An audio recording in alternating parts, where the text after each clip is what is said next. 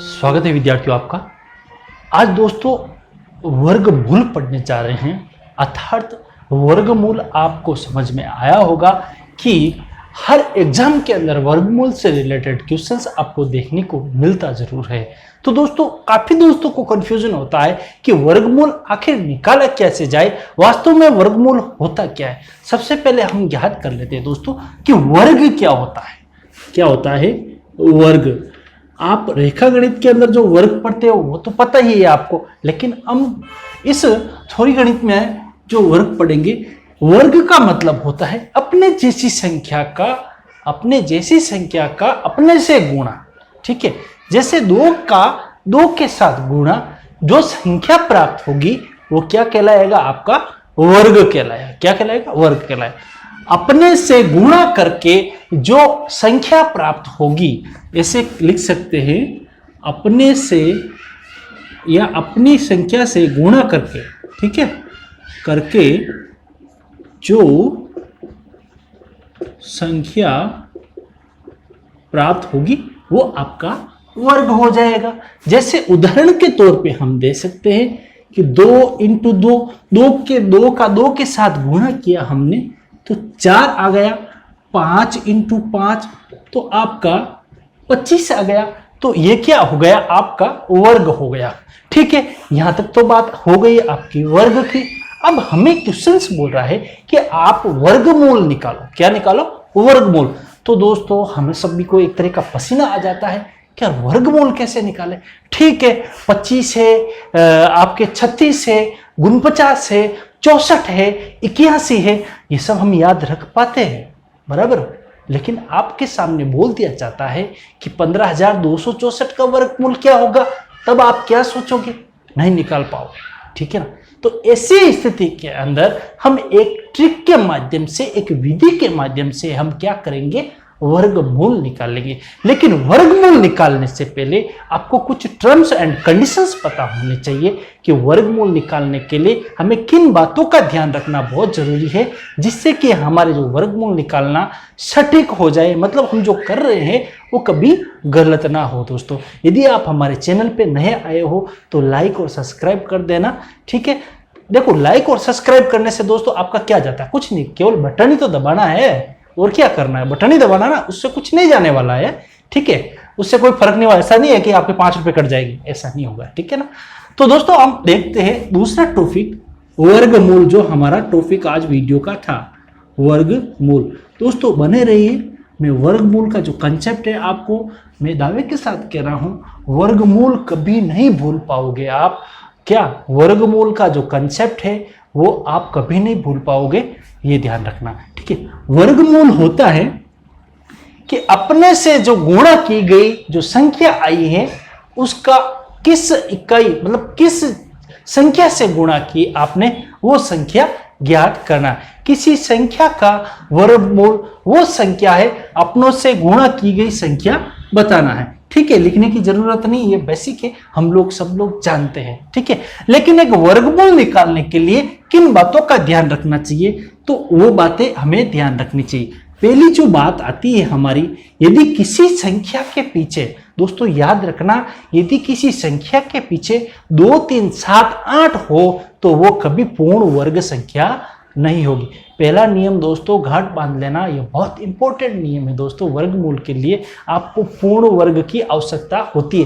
दोस्त बोलते हैं कि सर पूर्ण वर्ग की क्या आवश्यकता? अरे भाई पूर्ण वर्ग की आवश्यकता तब होती है जब आपके पास ऐसे क्वेश्चंस आते हैं। कैसे क्वेश्चंस आते हैं? आप बोलोगे सर वर्गमूल क्या इंपॉर्टेंट है? अरे भाई वर्गमूल इंपॉर्टेंट इसलिए है, सपोज आपके सामने एक त्रिभुज आ गया। ठीक है, त्रिभुज आ गया, ये भुजा दे दी, ये भुजा दे दी, बताओ भाई वो भुजा का क्या? तो हमें यह ऐसी कंडीशन में वर्गमूल की जरूरत पड़ती है। तो बहुत सारे मैथमेटिक्स के अंदर क्वेश्चंस आते हैं जहां पे वर्गमूल एक बहुत अहमियत रखता है। तो इसलिए दोस्तों सीख लो, बहुत काम आएगा जीवन के अंदर। वर्गमूल पहला, यदि किसी संख्या के पीछे 2, 3, 7 और 8 हो तो वो क्या नहीं होगी? पूर्ण वर्ग नहीं होगी। पहला पॉइंट याद रख लेना, यदि किसी संख्या के पीछे 2, 3, ठीक है, ये चीज होगी। फिर दूसरी बात है, यदि विषम शून्य हो, यदि विषम शून्य हो तो आपकी पूर्ण वर्ग नहीं होगी, दूसरा। तीसरा, यदि विषम संख्या के बाद में दशमलव हो, यदि विषम संख्या के यदि विषम संख्या के बाद में क्या हो, डॉट या आप बोल सकते हो दशमलव,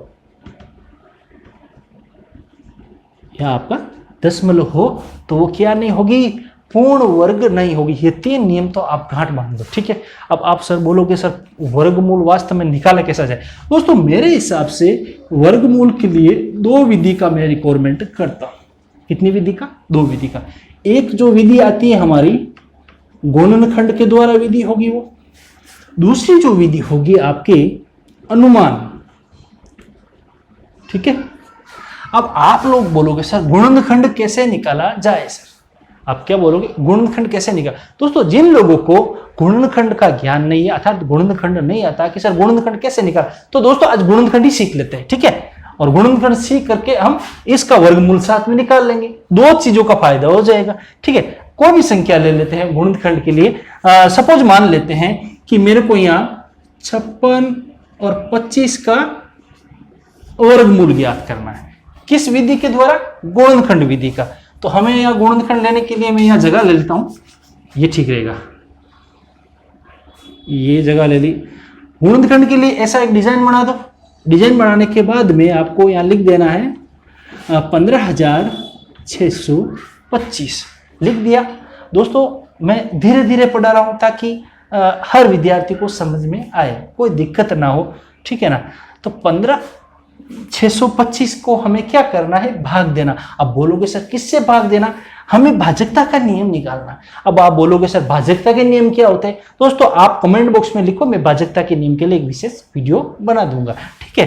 फिलहाल हम ऐसे ही आपको समझाने की कोशिश करते हैं कि हमें क्या करना है, एक ऐसी छोटी संख्या ज्ञात करनी है जिसका भाग इसके अंदर जाता है। आप बोलोगे सर सबसे छोटी संख्या तो भाग के लिए तो 2 होगी, तो 2 भाई हम 2 का भाग इसके अंदर देंगे। भाई ये 5 हो गई विषम और 2 हो गए आपके सम, तो ये बैठेगा नहीं। उसके बाद बोलोगे सर 3 ले लो, तो 3 के अंदर इसका भाग जाएगा नहीं, पता है पूर्ण भाग नहीं जाएगा। तो बोलोगे 5 ले लो, हाँ हो सकता है 5 का भाग जाए, देख लेते हैं। 5 का भाग देता हूं मैं यहां, तो 5 का भाग 1 के अंदर दूंगा, जाएगा नहीं जाएगा, तो मैं क्या लूंगा 15 लूंगा। तो 15 के अंदर 5 का भाग जाएगा तो कितनी बार जाएगा भाई, 3 बार जाएगा, बराबर। फिर इसी 5 का भाग 6 में दूंगा तो 1 बार जाएगा, बचेगा कितना 1, तो इधर हो जाएगा 12। 12 में 5 का भाग जाएगा तो 2 बार जाएगा, बचेगा कितना 2, इधर हो जाएगा 25। 5 × 5 25 का 5 हो जाएगा, ठीक है। तो आता है हमारा 3125, ठीक है, 3125। अब 3125 के अंदर भी हमें वही ट्रिक अपनाना है। लास्ट संख्या 5 है, मेरे को लग रहा 5 का ही भाग देते हैं, कि 5 का भाग दे, 5 छंगाणी 30, तो कितनी बार गए भाई 6 बार गया ना 5 का भाग, ठीक है। फिर ये खत्म हो गया इसका, अब पीछे बचा आपका 25, 2 में तो जाएगा नहीं तो हम 2 लेंगे संख्या, तो 25 आएगा आपका। तो अब देखिए दोस्तों कितनी बार देगा, 5 × 25, ये 5 × 30, सॉरी 1 मिनट, हाँ इसका एक हसल जुड़ेगा सॉरी दोस्तों, 12 हो जाएगा, 12 में जाएगा नहीं तो आ जाएगा 12 में, तो और जाएगा तो ये 2 हो जाएगा, पीछे इसका 2 बार 5 × 25 625 आ जाएगा, ठीक है दोस्तों। अब हमें यही काम करना है कि 25 के अंदर ये सेम कंडीशन, 625 में किसका भाग जाएगा, सबसे छोटी संख्या 5 होगी, तो हमने 5 का भाग दिया तो 1 बार जाएगा, फिर बचेगा, फिर 12 हो जाएगा, फिर 2 बार जाएगा, फिर यहाँ पे क्या हो जाएगा 2 हो जाएगा, 25, तो 125 आएगा। फिर हम 5 का भाग देंगे, भाई सबसे छोटी संख्या मेरे को तो 5 ही दिख रही है, 5 का भाग दिया तो मेरे पास क्या आ गया यहाँ 25 आ गया, ठीक है 25 है। अब 25 में भी 5 का भाग दिया तो 5 आ गया, ये भी। अब बोलोगे सर इतना किया आपने, यही गुणनखंड है दोस्तों, ठीक है। अब हमें क्या करना है, इसके अंदर जोड़ा बनाना है। क्या करना है, 1 जोड़ा, 2 जोड़ा, 3 जोड़ा। कितने जोड़े बने, 1 3। तो हमें इनमें से एक एक क्या करने निकालना है, बाहर निकाल देना। तो मैंने निकाल दिया भाई 5 × 5 × 5। जब हम इन सब का टोटल करेंगे, इंटू करेंगे, तो आपके पास आएगा 125। तो इस तरह से दोस्तों इस विधि के द्वारा हमने निकाला है कि 15,625 का जो वर्गमूल है आपका 125 होता है। दोस्तों आया ना मजा।